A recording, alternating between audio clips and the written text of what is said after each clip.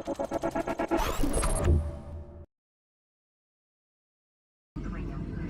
поможет инструкция по безопасности, которая находится в кармане впереди стоящего кресла.